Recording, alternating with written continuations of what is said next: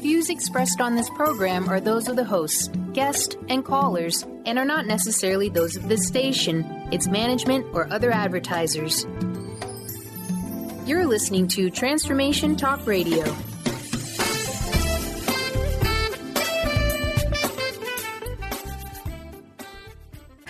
Moms, are you ready to become enlightened, empowered, and stress-free? Well, get ready because you are about to tune into vibrant, powerful moms helping everyday women create an extraordinary life with Debbie Pokornik. Each week, Debbie discusses topics to help you become self-aware, inspired, and on track to create the life you crave. It's time to stop settling and start thriving. And it all begins now on Transformation Talk Radio.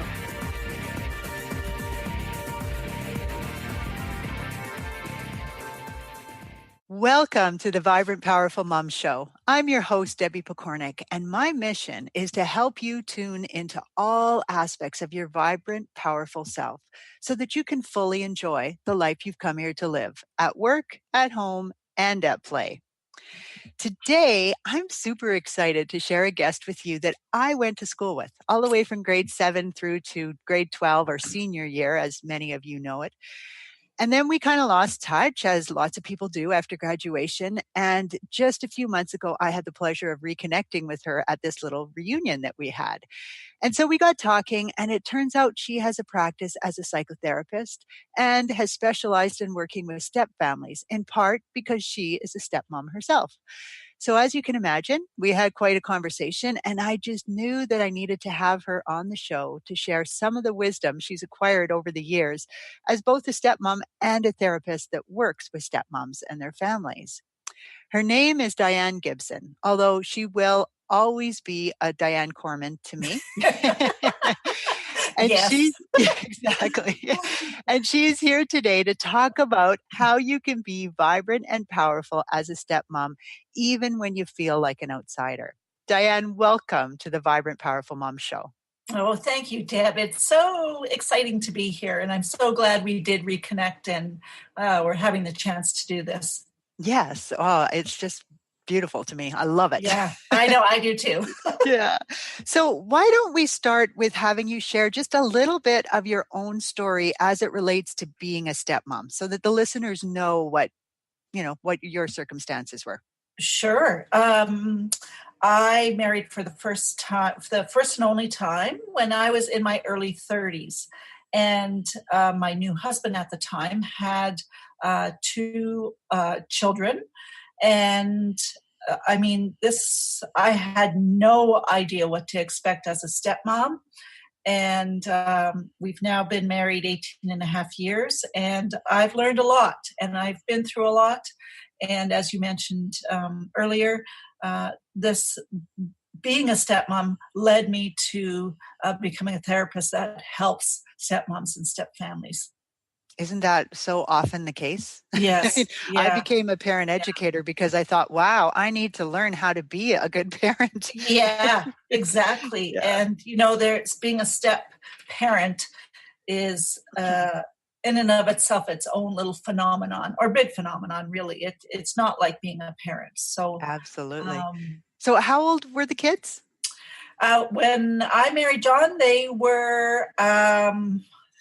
I think like 21 and 23 or 22. So they were adults at the time. Which you would think would be easier in some ways, but oftentimes it's not, because by that age, it's sort of like, no, you can't have my dad.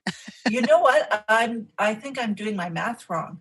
I think Matt wasn't yet 20. And my stepdaughter, Jennifer, was in her early 20s because Matt lived with us. Okay. Yeah. But you're absolutely right. A child's a child's a child. Now, of course, like with any children, you're dealing with differences, but it doesn't make a difference, I don't think. No, that acceptance is something that you still have to deal with. So, right in line with that, keeping in mind that every family is unique and there's just so many different aspects that might arise in any blended family, step family, whatever. What do you think is the role of a stepmom? Really good question. And let me also just say, when I talk today, I'm going to generalize because, as you say, it's such a unique experience, but there are some best practices out there. And so I think it's important that I kind of get that out in the open. So what's the role of a stepmom? Well, a stepmom is definitely not the role of a parent or a mom. You have to remember that when you become a stepmom, you are in love with dad, and dad is in love with you, but the children may or may not be on board with this. They just had their whole life, turned upside down. And there's this new woman stepping into their father's life, and really their life, and everybody's life. And so it's really, really important that you don't see yourself as mom. You are not a replacement, not at all. Right. There's so many pieces to that. So I think we might need to unpack it just a little bit. Absolutely. Yeah, I think we should go there right now then. So how do you do that? Like, how do you still be effective with your kids, especially when they're younger and you are, parenting them in the respect that they're maybe with you a lot of the time and they're, let's say, 5 years old, 7 years old, that kind of thing. How do you do that then? Yes. And so first and foremost, you really have to be flexible. You have to be flexible. Don't think you can just come into this family and start changing things and, kind of being the head of the tribe. That is not your role.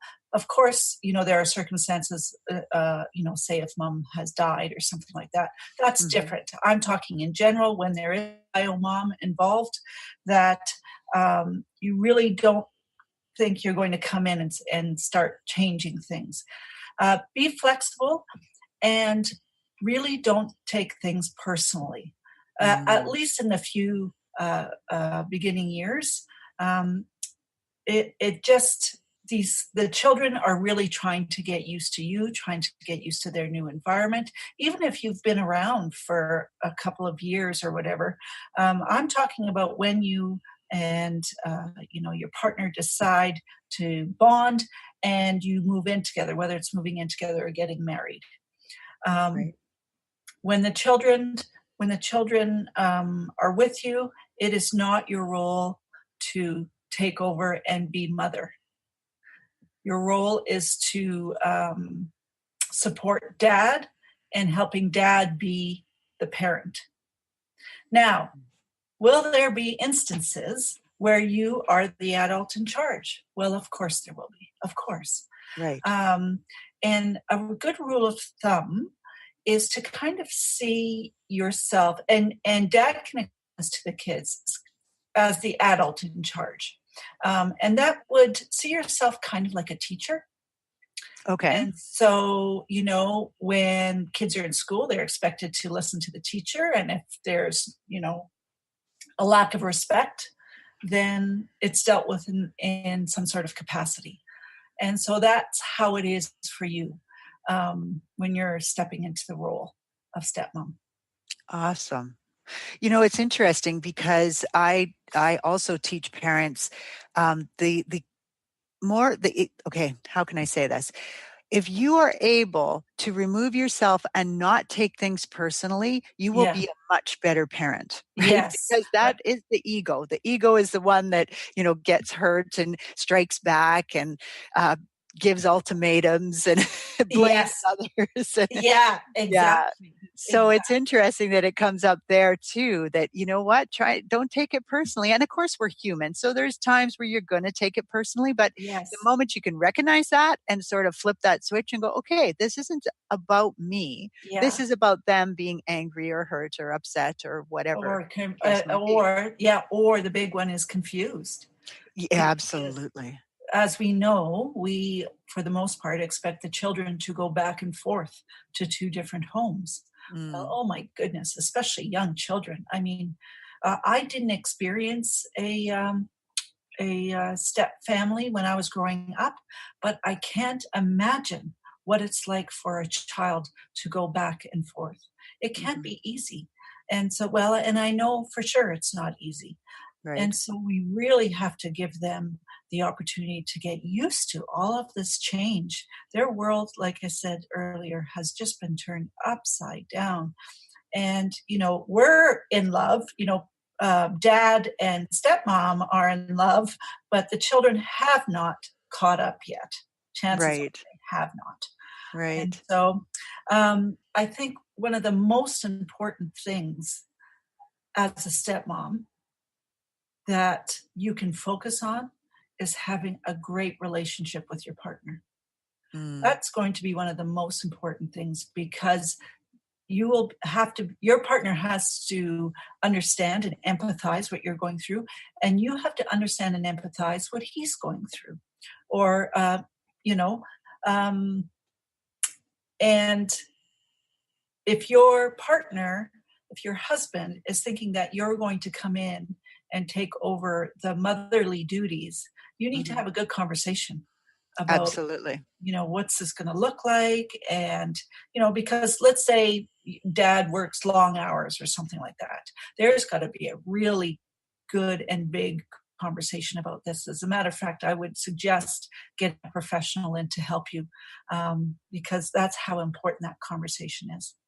Absolutely. I can see, yeah, there's so many pieces to that. Yeah. Mhm. Mhm. So let's zero in on the kids for just a moment longer. So Sure, can sure. you share some of the secrets on how a person might connect with their stepchildren? What kinds of things they might do? Um, One of the things that I recommend, and that we did, John and I didn't do it. Oh shoot, what's the word I'm looking for here? Formally, we didn't do Mhm. it formally, but have these family meetings. And Mm. what that means is everybody kind of sits at the table, no matter the age. I mean, as long as they're talking age, of course. But Yes. you sit and you talk about, okay, this is the new dynamic of our family, and what do you all think? What does everyone need? Um, Kind of the ground rules of how do we treat each other? What are the expectations? The family meetings are really important, but they Mhm. certainly aren't a time for parent or especially step parent to lecture. Right. Don't lecture the kids that you must respect stepmom and all that kind of stuff. That's that's not going to work. No, that's like the disciplinary board meeting. Yes, We have to exactly. go in front Yeah, of the disciplinary board. yeah. Yeah. Now, can you talk about respect? Of course, but the children also need respect, and so you really, you, I really believe in family meetings and have them often because things often change, and there's Yes. different ways you can have them, of course, but um, I really think that that's one important way to connect with your stepchildren. Beautiful. Mhm. It's funny, again, to me anyways, because I also talk about family meetings. Do you? And I do, and I just think it doesn't have to always be a formal thing, but, if you can get into a habit that, every Sunday or every second Sunday or whatever, saying, that's family meeting time, there's just so much benefit in that. And Yes. saying to kids, write that on the family meeting list. We'll talk about that at our Yep. family meeting. It helps them to be heard or feel like they're being heard. And it makes sure you Absolutely. remember, because how many times do we say to kids, yeah, we'll talk about it later. And then we Yeah, forget, right? exactly. Or don't Yeah. worry about it, or will you just do as I say, kind of thing. I think what's really important that stepmom realizes is that these children are truly, and again, the age does matter, are truly struggling with the loss of family, Right. the loss of the family as they know it. They are struggling with loyalty. A lot of times, depending on the developmental age, they are worried about, if I'm really nice to stepmom, does that mean I'm betraying my mom? Mm. And that definitely happens, and they really get confused over that. And there's been so much change. So much change. And I've already spoken about that, but you really have to acknowledge all of the stuff that is going on for these children. Yes, I think that is so important to really make space for that, for what's going on for them, and even for yourself too. Now, Yeah. you were talking earlier about that importance of your relationship with your spouse. Mhm. And that is so key, having that communication with them too, and being able to say to them, here's how I'm feeling. Like when you correct me in front of your Yes. kids, I Yeah. feel like, it's not showing us as a united front. And sure, you're the parent here, but at the same time, if you don't respect me, how are they gonna? Yes. Right? Yeah. That's Yeah. and that's a huge one for sure. Mm. Yeah. Another hot topic absolutely is discipline. And Yes, let's talk about that, because I think yeah, it's a whole different chapter. it's For huge. stepmoms, there's a whole other Yeah. chapter in the book that the stepmom has to read. Yeah, that's right. Because overall, the overarching theme is you do not discipline. That is not your role. That is a parental role. Now, Mm, do do you support your husband, or will there be times when you're the only person in the house and you have to? Of course, but these will be hopefully already talked about between you and your partner as to how you are going to deal with certain situations. But you yes. are not the disciplinarian. You are your husband has to be that person. They have a mom and they have a dad, and Mm, that's who disciplines the children. You do not. Now, you don't have to sit back and not partake at all.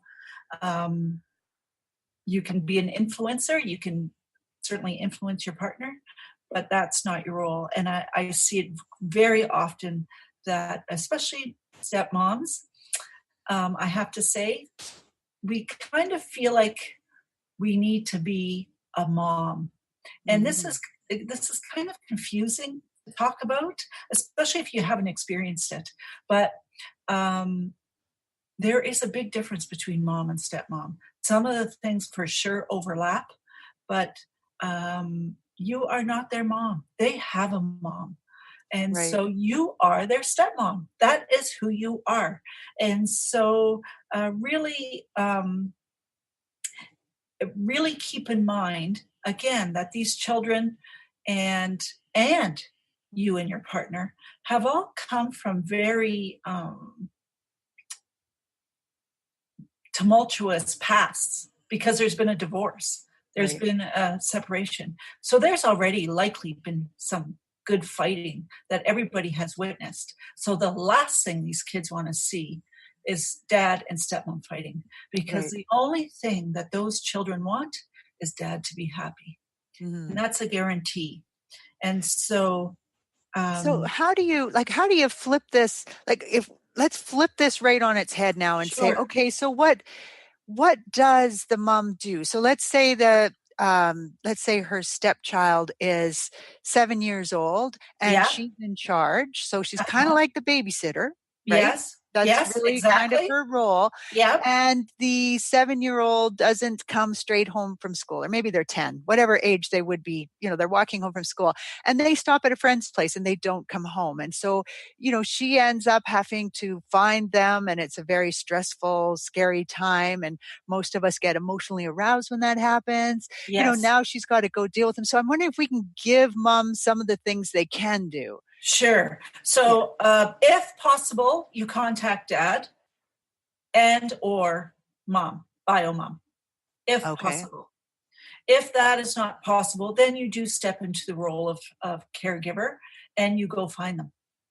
And Okay. um, and bring them home or whatever the Right. deal is. And then you can say, we're going to talk about this when your dad comes home. Right. Um, it really is important. Now, if you have to discipline in the moment, Hmm. do I it. realize now that my scenario wasn't a great one, because there's such serious problems if you don't go find a child Yeah, who's missing. But let's yeah, just say they are really rude to you, or yeah. they're Let's say eating right. something they're not allowed to eat. They're Yeah, not allowed to have that. Yep. what do you do? So you do like a teacher or a babysitter would do. No, you're not allowed to have that. A lot of parents do timeouts or stuff like that. Whatever the discipline kind of is for that kind of behavior in your home. Right. And so, like I said, hopefully you and your partner have discussed this. Hopefully you have seen your partner deal with this before. Mm-hmm. And so you're going to just kind of step into that role. But hopefully you have also had some family meetings that the child does need to listen to you when dad's not home, that the child does need to listen to you and that you have, power to discipline. And then you need to make a mature decision and be mature about what you're going to do. Right. And I'm hoping in that scenario that you wouldn't think that then you'd call dad. Yeah. To say, okay, he's not listening to me. You talk to him. Yeah. Yeah. And it really does depend. I suppose if you have, say, a teenager who's just, going off on you, you certainly should call dad. But it's a general rule of thumb that you don't discipline, but you do have the right to expect respect. Absolutely. Respect isn't going on. Take a breather. Think about how you want to react, and then react in a mature kind of way, in a way that dad and bio mom would likely approve of. Right. So you're enforcing the rules. You're not making the rules. Right. You're there kind of as an enforcer. Absolutely. So you have a really interesting question here that I think people might be interested in, but I just want you to know we're about 5 minutes left. Okay. Oh, okay. So what about when you have a partner whose ex drives you crazy? Do you have suggestions for that one? Yes, I do. Now, again, you need to take a breather and figure out why she's driving you crazy. Ideally, bio dad and bio mom should be speaking regularly about their children. Ideally, you should see ex-spouses as part of the family. That's just what you married into. Right. And so is it going to take time? Of course. Are different scenarios, hot in different situations? Of course. But you need to be flexible, and you need to be able to kind of be the bigger person. If the ex is driving you crazy specifically, ask yourself why. Mm-hmm.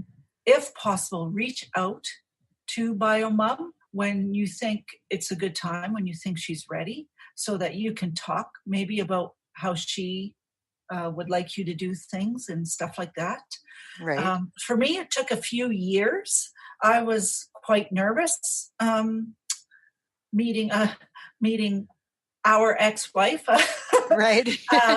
But I was very lucky that I have a wonderful one. I mean, she really embraced me and took me into the family.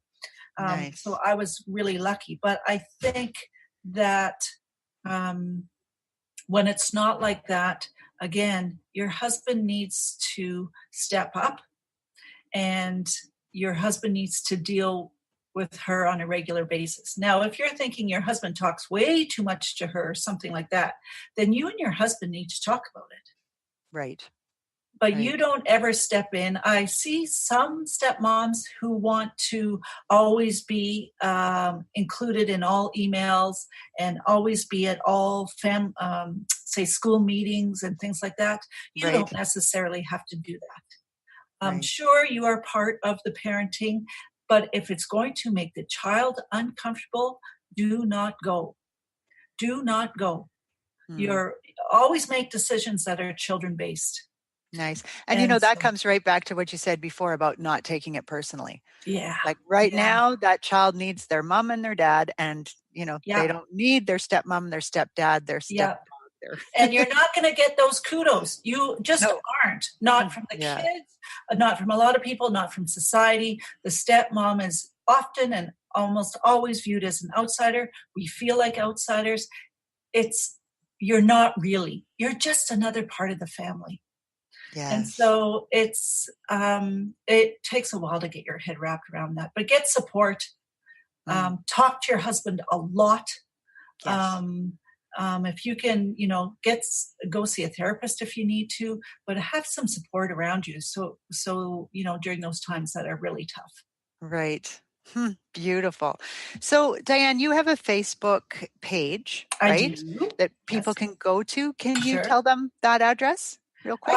Well, it's just under my name, under Okay. Diane M. Gibson. I think On it's under Facebook. mental health or so on Facebook. Yep. I Okay. also have a website, Diane Gibson, dgibsontherapy.ca. Perfect. And that will be on the blog that is attached to this interview, so people can get it from there. Great. Diane, thank you so much for agreeing to Thank come on the you. show. It's so lovely having you here talking with me. And I think this has been some really great information. I think I totally get how the world of step families has a different set of rules. And I think it's really important that people hear that and use that information to help them create a family that works for them, Yes. rather than trying to cram themselves into a mold that just doesn't fit their dynamic. Yes. And in fact, I encourage that for all parents of all families. Exactly. Yeah. So thank you so much. You're And very welcome. Thank you, oh, Debbie. yeah, lovely. And thank you so much to my wonderful listeners. With much respect for you and the journey you are on, this is Debbie Pokornik and her guest, Diane Gibson, wishing you a vibrant and powerful day. You've been listening to Vibrant, Powerful Moms with host Debbie Pokornik. If you've enjoyed this show, please give us a shout out and leave us a positive review. To find out more about Debbie and her sisterhood of Vibrant, Powerful Moms, visit empoweringenergy.com. That's empowering with letters NRG.com.